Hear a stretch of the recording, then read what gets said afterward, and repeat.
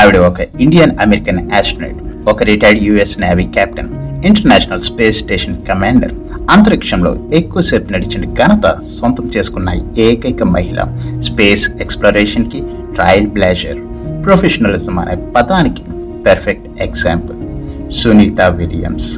This is Robin అష్ను. Welcome to inspire today. Sunita Williams ఆవిడ 1965 September 19వ తారీఖున యూక్లిడ్, ఒహియోలో ఇండియన్ ఫాదర్ అయిన దీపక్ పాండ్యాకి మరియు స్లోవేనియన్ అమెరికన్ మదర్ బానీ పాండ్యాకి జన్మించారు. మ్యాసచ్యూసెట్స్లో పెరిగారు. యుఎస్ నేవీ అకాడమీ నుంచి ఫిజికల్ సైన్స్ బ్యాచిలర్ డిగ్రీ చేశారు. ఇంజనీరింగ్లో మాస్టర్స్ చేసి మైకేల్ జే విలియమ్స్ హెలికాప్టర్ పైలట్ మరియు యుఎస్ మార్షల్ని పెళ్లి చేసుకున్నారు. మైకేల్ తన భార్యని, ఎస్పెషల్లీ తన భార్య కెరియర్ని ఎక్కువ సపోర్ట్ చేశాడు. అంతరిక్షం ముందు సునీత నేవల్ ఏవియేటర్గా పెర్షియన్ గల్ఫ్ వార్ అప్పుడు, అలానే హరికేన్ ఆండ్రూ రిలీఫ్ ఎఫర్ట్స్ అప్పుడు ఆవిడ పనిచేయడం జరిగింది. ఆవిడ టాలెంట్ని గుర్తుపెట్టిన నాసా 1998లో ఆస్ట్రోనట్ ట్రైనింగ్ ప్రారంభించింది. ఆవిడ 195 రోజులు ISS అంటే ఇంటర్నేషనల్ స్పేస్ స్టేషన్లో పనిచేశారు. ఎన్నో అచీవ్మెంట్స్ అంతరిక్షంలో నెలకొల్పారు. జూన్ 5న 2024లో నాసా ఒక స్పేస్ క్రాఫ్ట్ ని పంపించింది. బోయింగ్ కంపెనీ మరియు నాసా కలిసి CST-100 star liner space craft ని సిద్ధం చేసింది. అందులో సునీత విలియమ్స్ మరియు బ్యారీ బుచ్ విల్మోర్ ఆస్ట్రోనట్స్ గా వెళ్లారు. ఈ స్పేస్ క్రాఫ్ట్ లక్ష్యం ఏమిటంటే ఆస్ట్రోనట్స్ ని స్పేస్ లో ఉన్న ఇంటర్నేషనల్ స్పేస్ స్టేషన్ దగ్గరికి చేర్చాలి. అలానే అక్కడ స్పేస్ స్టేషన్ నుంచి భూమి దగ్గరికి తిరిగి తీసుకొని రావాలి. స్పేస్ క్రాఫ్ట్ యొక్క సామర్థ్యాన్ని, పరిమితిని తెలుసుకోవటానికి ఈ ప్రయోగం చేపట్టారు. ఈ ప్రయోగంలో ఉన్న 2 ఆస్ట్రోనట్స్ సిద్ధమయ్యారు.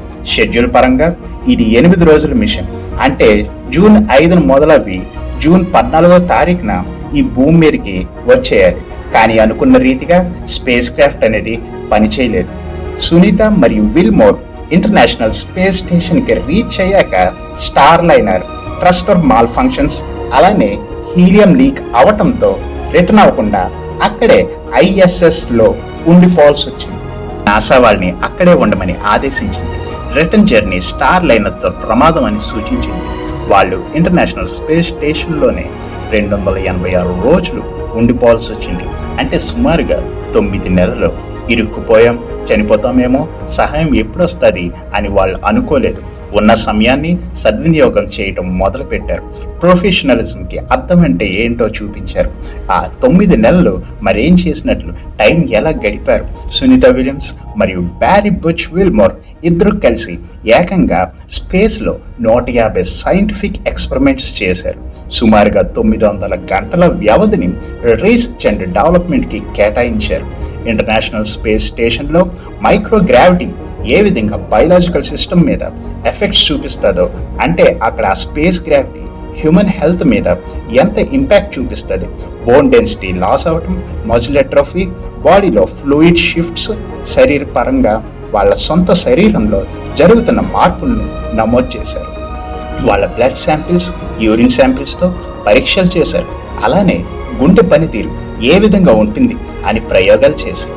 పాలకూర మరియు ముల్లంగిని పెంచడానికి మరియు ఆ అట్మాస్ఫియర్లో ఏ విధంగా పెరగలవో పరీక్షించారు.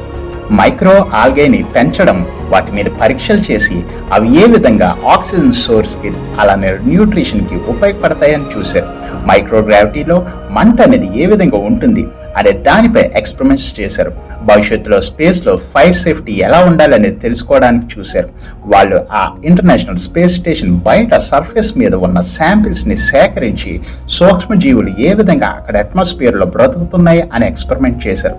అక్కడ neutron star interior composition explorer అనే టెలిస్కోప్ని రిపేర్ చేయడం జరిగింది. వాళ్ళు అక్కడి నుంచి భూమి మీద జరుగుతున్న మార్పులు, సంఘటనలను అబ్జర్వ్ చేసి నమోదు చేశారు. లాస్ ఏంజల్స్ వైల్డ్ ఫైర్ని కూడా అక్కడి నుంచి విశ్లేషించి వాల్యుబుల్ డేటాని నేచురల్ డిసాస్టర్ అనాలిసిస్ కొరకు పొందుపరిచారు. అడ్వాన్స్డ్ ఎక్సర్సైజ్ ఎక్విప్మెంట్స్ మీద టెస్టింగ్ చేశారు.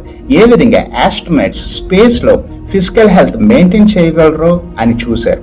ఆ మైక్రోగ్రావిటీలో లిక్విడ్స్, గ్యాసెస్ యొక్క బిహేవియర్ ఎలా ఉంటుందో చూశారు. ఆ మైక్రోగ్రావిటీలో ఏదైనా ప్రొడక్ట్ లేదా మెటీరియల్ని రూపొందిస్తే ఎంతవరకు సాధ్యపడుద్దో చూశారు. రేడియేషన్ లెవెల్స్ ఎంతవరకు అక్కడ మనిషి మీద ఇంపాక్ట్ చేస్తాయో చూశారు. మెంటల్ హెల్త్ అనేది ఏ విధంగా ఉంటుంది, ఎంతవరకు మానసికంగా ఎఫెక్ట్ అవ్వకుండా ఉండగలరో చూశారు.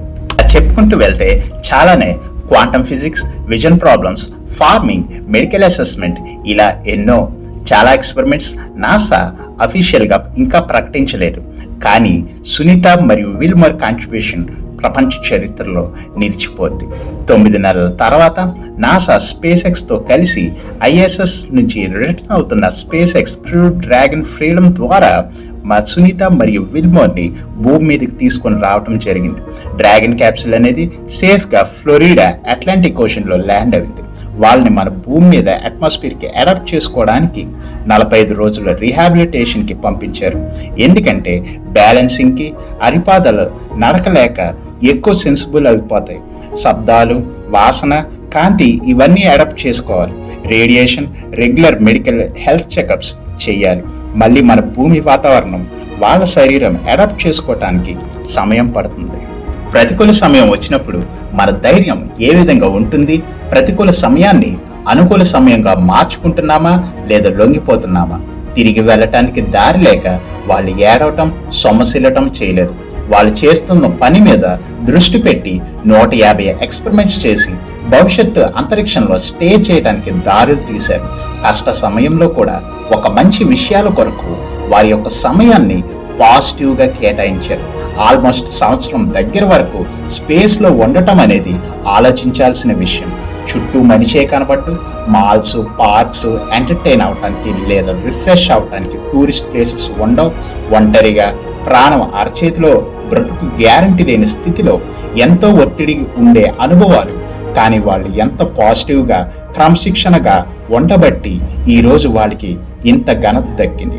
ఖచ్చితంగా చెప్పవచ్చు, విల్మోర్, సునీత స్పేస్ జర్నీ మనకెంతో స్ఫూర్తిని కలుగజేస్తుంది. మీరేమనుకుంటున్నారు అనేది కామెంట్ సెక్షన్లో పేర్కొనండి. దిస్ ఇస్ రాబిన్ అష్ను. ఈ వీడియో మిమ్మల్ని ఇన్స్పైర్ చేస్తే లైక్ చేయండి, కామెంట్ చేయండి, షేర్ చేయండి, సబ్స్క్రైబ్ చేయడం మర్చిపోకండి. Thank you all.